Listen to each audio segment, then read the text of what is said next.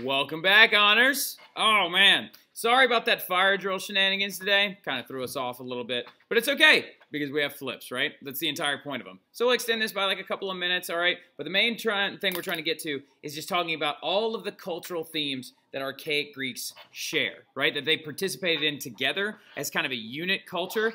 Even though when we get to Sparta and Athens, we're going to talk about their glaring differences between one another, right? Well, anyway, so the archaic period saw the development of large athletic events that we now know as the Olympics. It was actually, the Olympics was a combination of 4 separate, large-scale games. One was called the Pantheon Games, the other one's called something else, and then eventually they called them the Olympics to pay tribute to the gods on Mount Olympus, right? The prize for winning, of course, was only immortality and a laurel wreath or an olive wreath, right? A wreath, okay? So, also, most of the events that happened in the Olympics during this time period are actually things that you kind of coincide with track and field, right? Also, you had to compete completely in the nude as an honorment to the gods. Oh. But they had boxing, wrestling, the stade, which is actually just a race. Then chariot racing was added much later. Tons and tons and tons of different events. There's this one called Pancreatron. Somebody should totally go look that up. It's like UFC on roids, all right? Not like the UFC's an Arnie on roids. You know what I mean. All right, so anyway, now, but it was like these large athletic events were actually things that were held for a very, very long time. They had large stadiums where they actually came to view the entire event. And it was also just a way for city-states to show their I don't want to say dominance over others, but just kind of their abilities and their strength over other ones, right? So, the development of Greek art is also going to lurch forward, right? Sculpture, okay?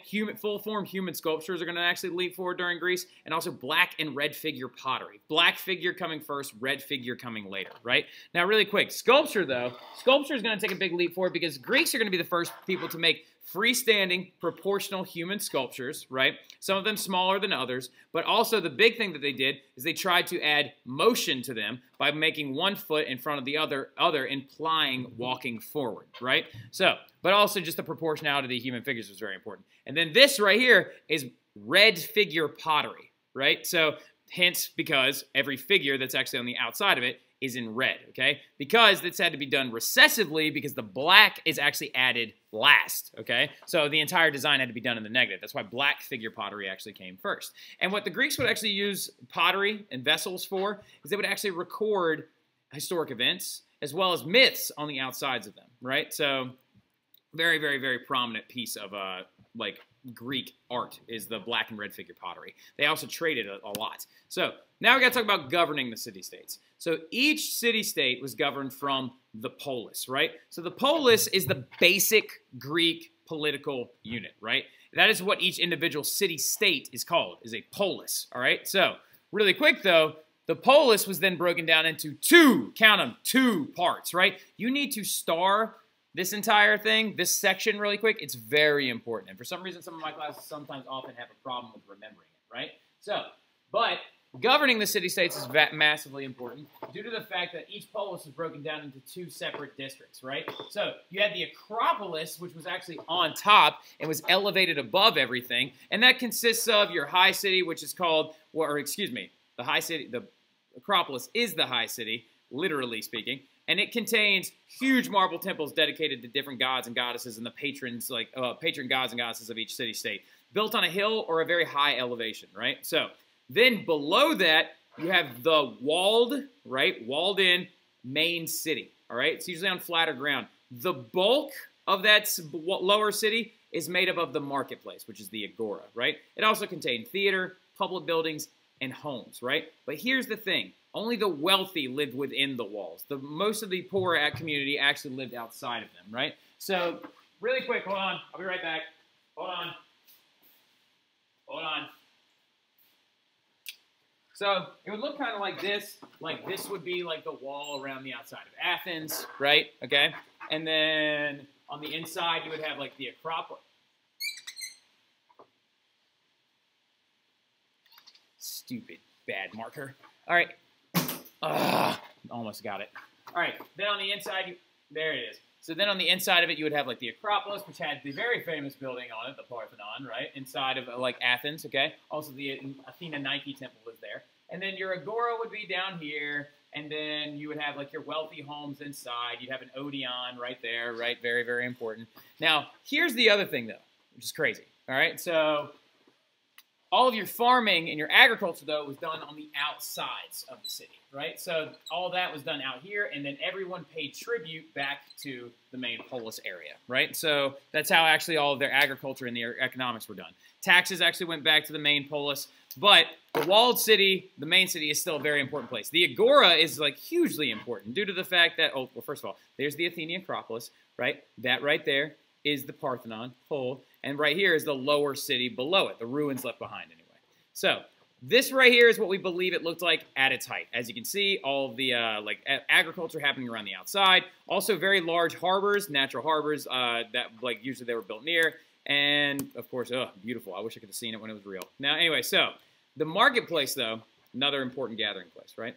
People met to talk, debate, trade, and even have festivals and religious ceremonies in the agora. It's like one of the epicenters of a Greek city-state. It is where most of your cultural things happen. Now, a couple things, though, speaking of, about, so women weren't allowed in it, right? So just so you going forward, you have to understand that the Greeks, archaic Greeks and their views towards women were not the best, right? But men would actually meet up in these places and debate politics. They would actually discuss ideas and exchange ideas.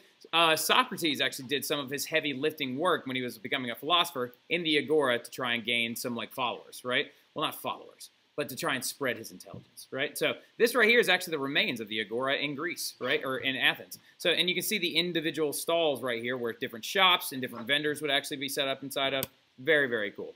So, religion, right? They all shared the same religion. Thanks, Hesiod. Now, anyway, going forward, though, archaic Greeks believed that all gods live on this place called Mount Olympus, right? An actual mountain in northern Greece, all right? There's some geographic reasons why they actually probably believe these things. Number one, archaic Greeks did not have the technology nor the ability to scale that mountain, right? It was too high, the air was too thin, and nobody could ever actually make it to the top. So that is a big reason why they probably believed gods were up there. Because in all actuality, I know somebody in just now, I think probably like I don't know, Taylor's probably back there, or Sadie, or, you know, one of the Emmas is probably over there right now going, wait, why didn't they just climb up there? And, like, couldn't they tell that gods weren't up there? Well, it's also usually covered in a cloud, which is a rain shadow effect, actually, in geography. And they, like, it was almost impossible to traverse, right? It wasn't until much later that people walked up there and realized that there aren't gods up there. So, but to discover the will of gods, though, other people were like, well, how did they know that they were up there and how did they listen to them? They would talk to these people called oracles, right? Which is a priest or a priestess that was supposed to be able to speak to the gods. We believe that some of them actually entered hypnotic states, all right? And then actually, like, that's how they discovered some of the will of the gods. The Oracle of Delphi is actually one of the most famous. So the biggest thing about myths, though, the reason why they existed in archaic Greek culture is because they replaced science. Myths were used to explain the natural world in ways that archaic Greeks could not understand it. Like, instead of being like, oh, well, the sun is actually in the middle of our solar system and we go around it, and that's why it rises and falls, because also the rotation of the Earth. Archaic Greeks are like, oh, there's a guy named Apollo who also is really good at playing music and also flayed this guy in the whole thing, making a river, but he drags the sun across the horizon every day, right? So anyway, now, that's a whole other myth where he, like, literally, like, cuts the skin off some guy because he challenged him to a musical competition. If you actually want to hear that myth, just ask and I'll tell you about it. Now, so that's the actual Mount Olympus right there. So anyway, really quick, though, warfare methods is another thing that they actually share. So this right here, very, very important. Let me go ahead and go this way because that guy's naked. Anyway, now, the Greeks did a lot of things naked. Now, anyway, really quick, though. Each individual Greek soldier, all right, this is a very important word. I need you to write it down. You ready? Okay? It's called this. Right there, a hoplite, all right? A hoplite. Every single Greek soldier was known as a hoplite. That might be an I instead of a Y, but whatever. Now, anyway, so we'll figure it out together. A hoplite refers to each Greek soldier by one piece of their equipment, all right? It's a shield, right? So there were actually, when you say hoplite, you're saying a shield, right? So each soldier, though, was called a hoplite. One of the big steps forward for the archaic Greeks is the fact that they kind of standardized their military, okay? So each one was carrying a similar shield, a similar spear, a similar helmet to try and signify the city-state of which they're coming from, which was actually not the case for armies like the Persians, where they would wear the things that they owned of their own culture, like For example, most Persians didn't actually even wear armor. They wore leather and cloth and maybe chainmail if they had it. So anyway, the other big thing, though, is they all are going to begin to use iron weapons, shields, and armor. Do I actually have... Yeah, I do. Okay, cool. So, iron weapons, shields, and armor, okay? And a lot of this is due to the fact that we break down history into two basic things. Some of you are like, oh my god, you're going too fast. All right, you know that they used iron weapons, shields, and armor, all right? Due to the fact that the Bronze Age actually ended with the... I'll tell you what, I'll zoom out a little bit. Is that better? Okay. Oh, it is with an eye. Dang it.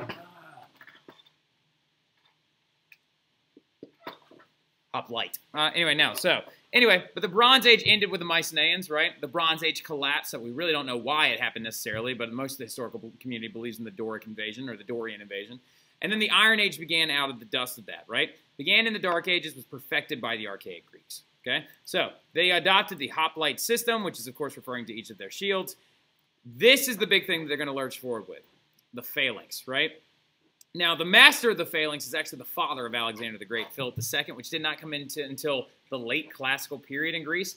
However, this is something that they were using even during the Persian Wars, right? The Spartans had perfected the technique on the land to try and make it, well, not perfected, but used the technique on the land to try and, to hold off the Persians at the Battle of Thermopylae and several other battles as well, like the Battle of Plataea as well. Now, but it's a massive tactical formation of heavily armored soldiers, right? And it looks kind of like this. So the phalanx system is a genius system.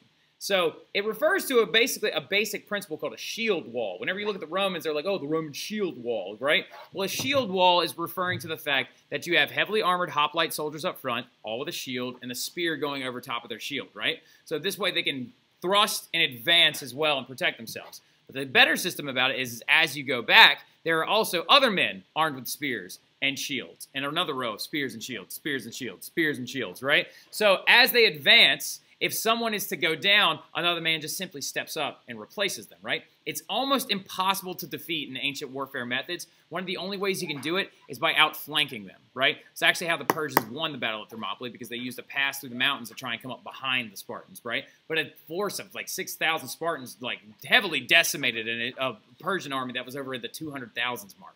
So it's pretty impressive, right? So anyway, let's keep going though. This is the last thing that we'll talk about tonight. It's very, very important. Colonization. That's right. The Greeks were colonizing for a long time, okay? So you see this area right here? This is our original area of Greece. There's Sparta, there's Athens, there's Megara, there's, I think it's Corinth, right? Something that says like Shackles? No, that's not right. So Thera, Rhodes, okay? Several other different areas. The Greek influence, though, is going to explode, and they're going to colonize everywhere. They actually even colonize Italy. That's why a lot of people get the Romans and the Greeks confused. Due to the fact of cultural diffusion, they actually were in Italy long before the Romans ever even really started their settlements, right? They went there actually due to the fact that the only natural harbors in Italy are actually down here in the southern area towards Sicily, right? Now, the city-states grow rapidly, and they colonize all the way to Italy and beyond. Here's a really big thing that's important about the colonization process, though. What they began to refer to every single... Now, okay, so we have our polis, right? It's got two parts. It's got the Acropolis in the lower main city. It's got the Agora, right? It's got the agriculture on the outside. But following Greek colonization, they're now going to be referred to as...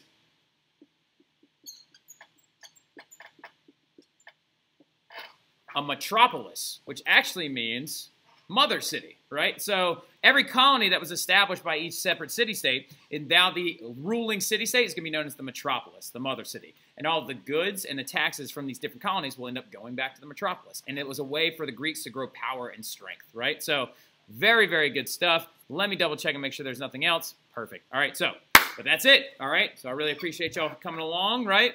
Awesome job. Good job banging that whole thing out. But tomorrow we get to talk about the interesting stuff, right? The Spartans and how you got a tombstone and what they ate every day and, you know, inspecting babies. All right, so anyway, now, we'll talk about that then, all right? Hope you all have a great evening. I'll see you guys later.